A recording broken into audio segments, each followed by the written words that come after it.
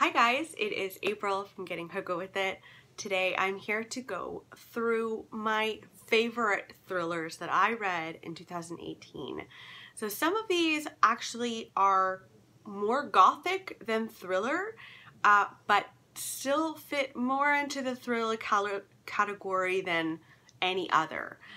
So you'll forgive me that, I hope, but I can't wait to share these books with you. Some of them you've seen on the regular. Let's get into it.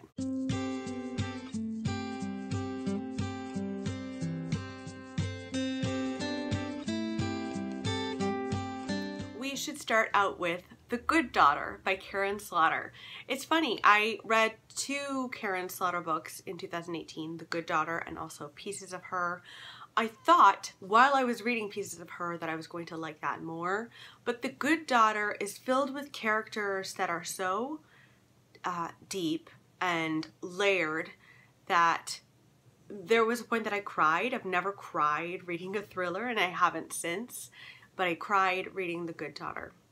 The Good Daughter is about a family who is struck with tragedy. Their mother dies in a horrible way at the very beginning of the book, and it tears each and every one of them apart in their own ways. That night really affects all of the people in this family. There are two girls and a father, and we're following them, you know, many years later. I don't know if it's 20 years later, 15 years later, something along those lines. And we follow a woman who is part of that family and comes back to her hometown, and everything is brought up again in her life. It's funny, this is very family drama meets thriller. You are going to be flipping the pages, but you're also going to be so invested in all of the characters. Karen Slaughter is amazing for that, but I think this is her best that I've read so far. I've only read 3 of hers, but I think it's her best in terms of character development, and I just felt for these characters so much. Oh my gosh. And you think that you dislike someone in here, and then you learn to love that person, and it's just all sorts of good. So if you haven't read The Good Daughter yet, it's a good one. Next, I wanted to share Blood Wedding with you by Pierre Lemaitre. This is translated from French, translated by Frank someone or other. Frank Wynne.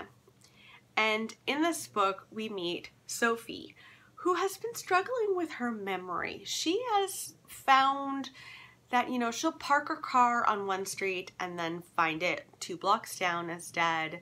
It's just, there's lots of little things that she is struggling with her memory about. And for some reason she decides, I think I'm going to become a nanny because nothing bad can happen, right? Well, she becomes a nanny to this little boy who she cares for very dearly. And then he is found murdered. She finds him murdered one morning. And she is going, oh my God, have I lost my mind? I think I killed this kid, and I don't know why, and I don't know how. I don't remember any of it. And she kind of goes on the run, and you follow her from there. And this is very twisty and turny, and I think I read this in the span of like 2 or 3 days, and I just couldn't put it down.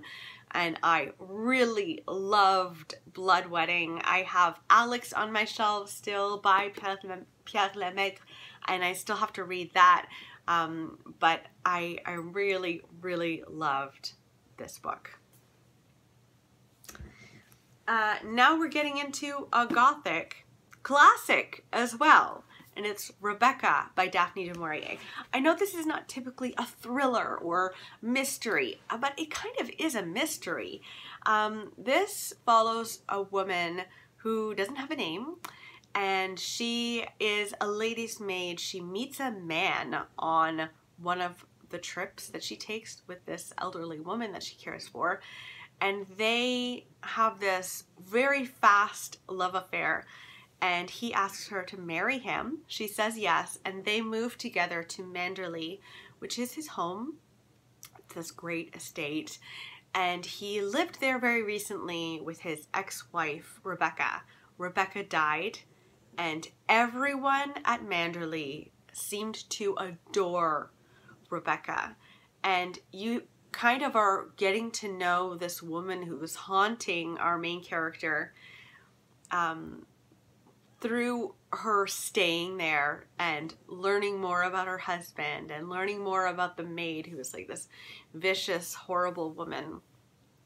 And I absolutely loved this. I read this earlier in the year, and I just adored Rebecca. If you haven't read it yet, like, it was my first Daphne du Maurier, and I'm so glad it was my first, because it was just perfect. It was perfect. So, Rebecca by Daphne du Maurier.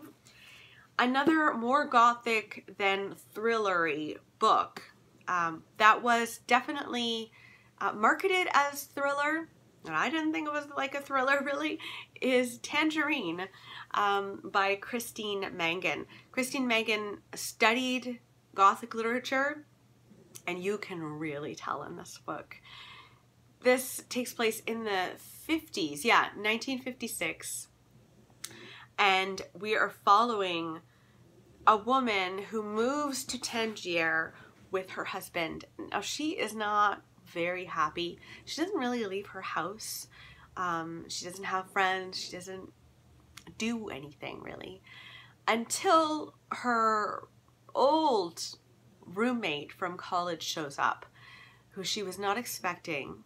And they had a very unfortunate end to their relationship. It didn't end well, and suddenly her old college roommate shows up and is like, hey, I'm gonna stay for a while.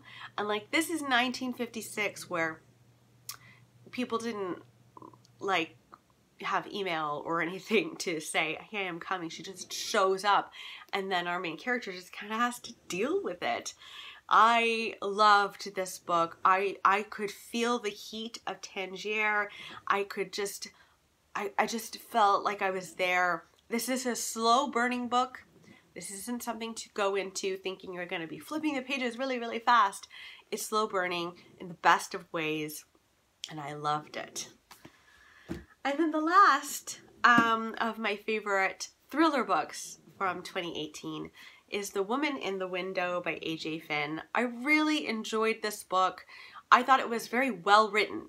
A lot of thrillers have a really fun pace, and the twists are really fun, and that's all great, and that's kind of what's driving the book.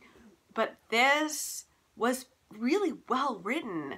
We're meeting a character who is agoraphobic. She stays in her apartment all the time, where she drinks too much and she takes too many pills, and she spends her days watching old black and white movies. And honestly, I honestly want to just go through this book and go through and find all of the black and white movies and watch them, because they were almost a character in and of themselves, which goes to show how lonely she was. Anyway, so she's watching old black and white movies, and she does that, and then she also like looks at the neighbors. She looks out of her window and like looks to see what they're doing in their lives.